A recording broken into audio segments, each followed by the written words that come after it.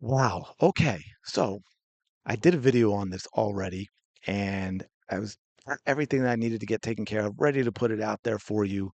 And then we get more updated news about the WNBA and the CBA, and it completely makes my video obsolete. For the most part, I'll talk about some of the same things. So, what exactly was I talking about?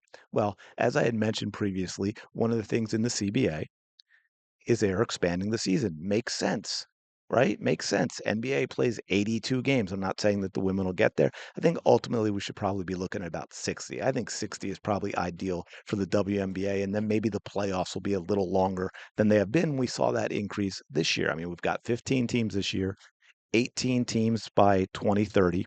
It's going to make sense that the season's going to be a little longer. And in order to do that, I talked about how they're going to have to lengthen the season, right? We had what I think it went 30, 32, 36, 40 in Caitlin Clark's rookie year, 44 last year. It should be, I think, 50 next year, 50 the year after. And then the next year after that, it will increase to 52. We already know from last year lots of complaints about back to back games. Even though that's just the reality of playing sports, the NBA has a ton of them as well. It's going to happen. But the fact that they had that many complaints and they're expanding the season yet again, they're going to have to lengthen it. And one of the things that I was talking about, hold on, let me find it now. I had it up here, was that the WNBA was going to have to make a decision as to when those games are going to occur, right? And I have the what you're looking at here is all the major sports and their seasons, right? WNBA is down at the bottom. Now, for those who don't know, and eventually, I don't know, maybe eventually there'll be enough success, the league will grow and they will shift it. But the reason the WNBA has not been played when basketball is traditionally played has been because there's less competition in the summer for us, for our eyeballs, for our money, for our entertainment dollars, our entertainment time, right? That's all limited. We all only have so many dollars to put to entertainment. We all only have so much time. The WNBA wanted to lessen the competition that they would face in order to build a successful league. Makes sense, right?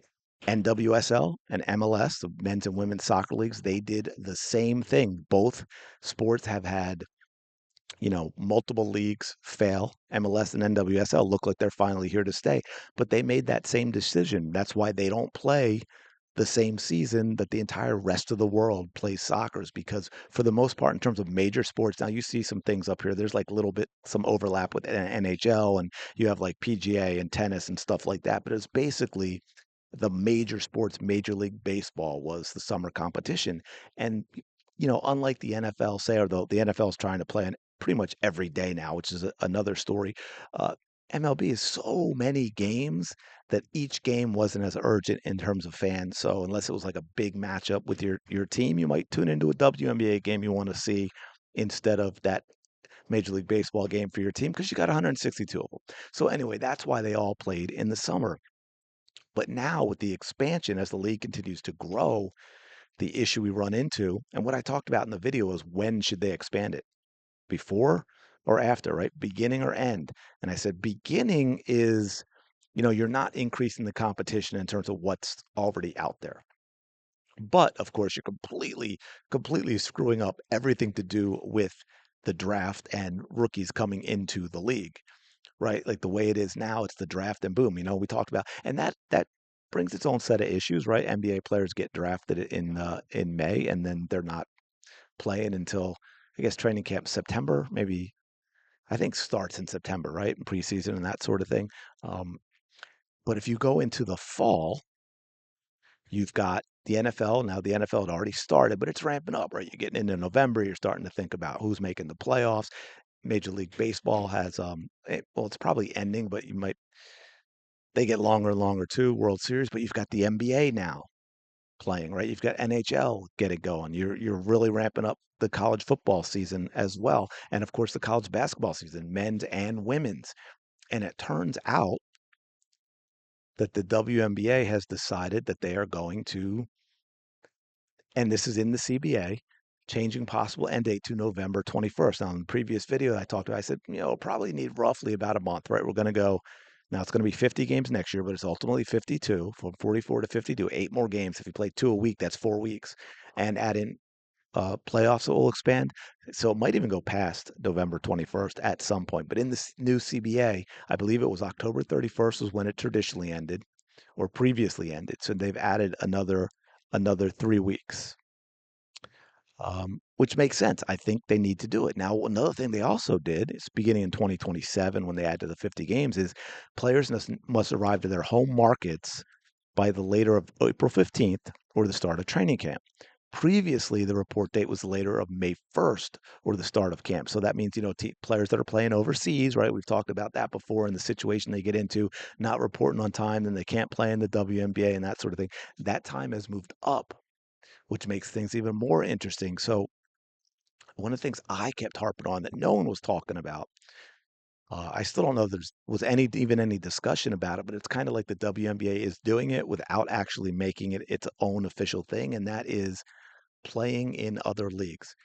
For me, and this has nothing to do with it being the WNBA or how players are acting or anything I feel like. So I'm just talking about if I were running a sports league like this, it could be a different sport, it could be men, doesn't matter. I don't want them playing in another professional league in the off season, right? Injury risk, like that whole thing. And now the money is there that they do not need to. They can't say they need to. They might want to, they might want that extra money. I mean, you might have players who are like, man, I want to get every single penny I can while I play. I'm gonna live off like I'm making 50 grand a year and I'm gonna make 500. And then hopefully when I retire from the sport, I never have to work again. And I'm more like an NBA or an NFL person who never has to work again. So, you're gonna get those. But um, Project B, everyone remember that? No, because no one's talking about it anymore. But that may be affected by this as well. Ooh, excuse me. Not that you heard it, but I paused to sneeze. So it's going to be interesting. And the point I wanted to mention in the other video too is how is this going to affect ratings, right? Everything comes back to this for me, this new media rights deal, because again, this is a huge it I don't think the league gave up really more than it was willing to give up. I wouldn't call it a play other than to the previous CBA, it's a massive win for the players and they should be thrilled. But it's not the big win they said based on what they asked for initially. But that being said, right, the whole point is it's still a lot of risk because there still is no proof whatsoever that there is enough growth beyond what Caitlin Clark brought to the league that they're going to be successful outside of Caitlin Clark. So I still wonder if there's an out in the media rights deal, in terms of ratings and this and that. So it's going to be really interesting to see how ratings hold up toward the end of the season. I mean, the flip side is only expanding 3 weeks. You're basically going to get the end of the regular season when you would normally have the playoffs, and then the extension will be the playoffs. So that may help sustain ratings because that's going to be interesting to see if they drop off a lot toward the end of the season.